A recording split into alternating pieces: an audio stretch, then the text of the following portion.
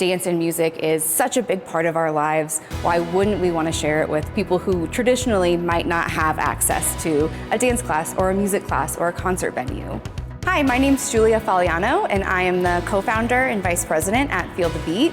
And I love dance because of all of the incredible benefits that it has for my body and my brain. So Feel the Beat has a special floor, and what it does is it uses bone conduction technology. Instead of hearing sound waves that are coming through the air, you're hearing sound waves that are coming through the floor. So the physical sensation is much like having sound travel through your skeletal system. So students who have no ability to hear are able to feel loud music versus quiet music, fast beat versus slow beat. This tactile floor is actually right here at the Whitlock Rec Center in Lakewood, and it helps me have hope for better universal design and greater accessibility as a whole. And I think it really helps any student, any dancer be more in tune with the beats of the music and the movements of their body, and it feels really cool.